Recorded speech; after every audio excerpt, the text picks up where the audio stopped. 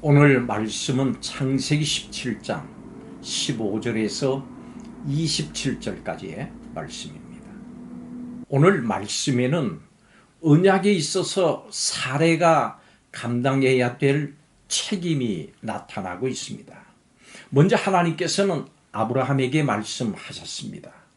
사례의 이름을 사라로 바꿔주신 겁니다.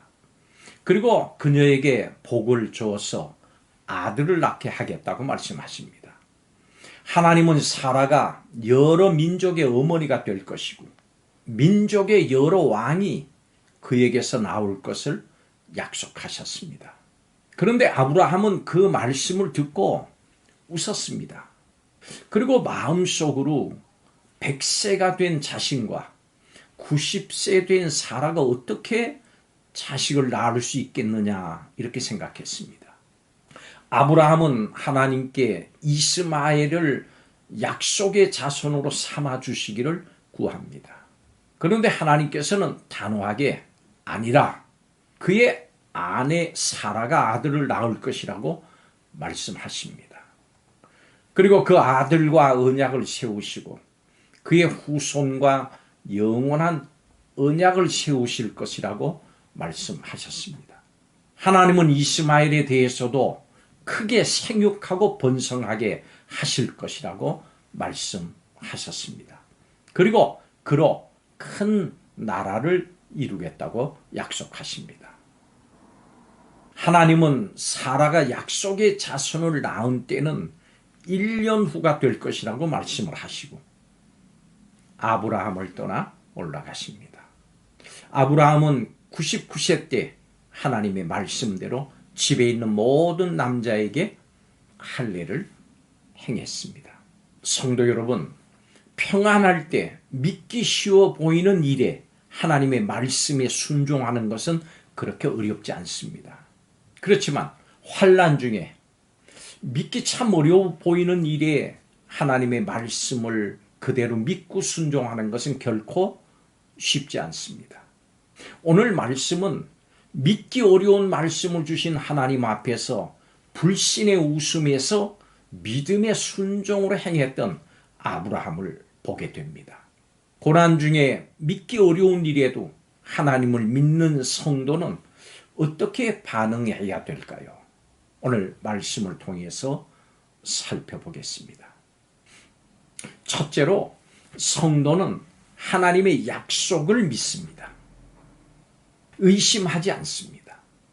하나님은 사라의 이름을 바꿔주시면서 여러 민족의 어머니가 되리라고 약속하십니다. 그런데 아브라함의 반응은 시큰둥합니다. 왜 그럴까요? 자신과 사라의 몸을 생각하면 자녀를 갖는다고 하는 것이 불가능하기 때문입니다.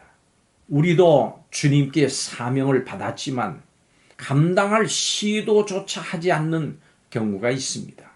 내 자신의 경력, 소유, 재능 이런 것들을 생각해 보면 도저히 주님의 일을 감당할 능력이 없다고 그렇게 판단되기 때문입니다.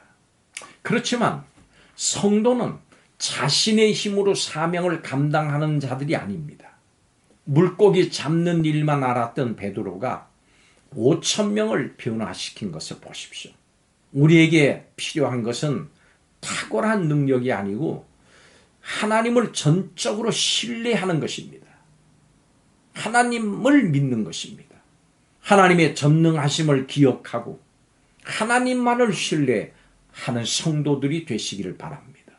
예수님과 예수님께서 주신 약속을 힘입어 그 말씀과 약속을 굳게 붙드십시오. 두 번째로 성도는 말씀을 들음으로 그 믿음이 견고해집니다. 하나님은 믿지 못하는 아브라함에게 다시 한번 약속을 확인시켜 주십니다. 그 내용을 보면은 하갈에게서 난 자가 아니라 사라에게서 난 자와 언약을 세우신다고 하는 겁니다. 여러분, 우리는 때로 바람이 흔들리는 갈대 같은 믿음의 사람들입니다. 어려운 상황이 다가오면 금세 믿음을 잃어버리고 두려움에 빠져듭니다. 그렇다면 어떻게 해야 우리의 믿음을 반석 위에 세울 수 있을까요? 그것은 매일같이 주님의 말씀을 읽고 묵상하는 가운데서 지속적으로 주님의 약속을 마음속에 간직하는 것입니다. 그것을 통해서 이루어질 수 있습니다.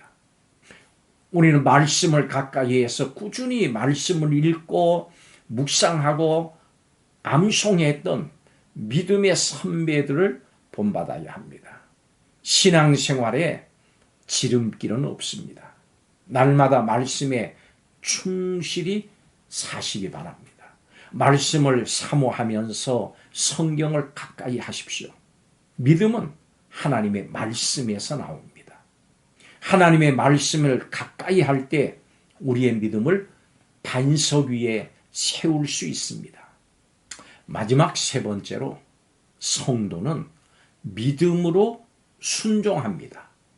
아브라함은 하나님이 말씀하신 대로 할례를 행했습니다. 자신뿐만이 아니고 아들 이스마엘과 자신의 집에 거하는 모든 남자 식소를 데려다가 할례를 행했습니다. 아브라함은 하나님의 명령을 뒤로 미루거나 적당히 하지 않았습니다. 즉각적이고도 온전하게 순종했습니다. 여러분, 우리는 주님의 말씀을 들었음에도 불구하고 불순종하는 믿음 없는 모습을 보여서는 결코 안 됩니다. 성도에게 중간은 없습니다. 믿고 순종하든지 아니면 믿지 않고 불순종하든지 이 두 길만이 있을 뿐입니다. 마태복음 29장 18절에 예수님께서는 승천하시면서 제자들에게 너희는 가서 모든 민족으로 제자를 삼고 그리고 그들에게 세례를 주라 명하셨습니다. 이 말씀들을 따라서 초대교회 성도들이 황제의 핍박을 두려워하지 않고 믿고 세례를 받았습니다. 이들이 주님의 약속을 믿었기 때문입니다. 주님의 명령을 받은 사람은 결코 망설이지 않습니다. 믿음으로 주님의 말씀에 순종할 것을 이 시간 다시 한번 결단하시기 바랍니다. 주님께서는 약속하실 뿐만이 아니라 그 약속을 반드시 이루시는 분이십니다. 성도에게 필요한 것은 믿음으로 순종하는 일입니다. 불신과 의심의 웃음을 그치십시오. 그리고 전능하신 하나님을 신뢰하고 순종하십시오. 그러면 불신의 웃음이 감격의 웃음으로 바뀝니다. 기도하겠습니다. 우리의 영혼이 현실의 벽보다 훨씬 높은 하나님의 계획에 압도되게 하여 주옵소서. 이삭이 잉태되기도 전에 그의 존재에 대한 약속과 이름을 먼저 주신 하나님을 믿습니다. 지금은 눈에 보이지 않지만 반드시 하나님의 약속의 실체를 보게 될 날이 있음을 믿습니다. 우리의 불신과 의심의 웃음이 순종을 통해서 감격의 웃음이 되게 하여 주옵소서.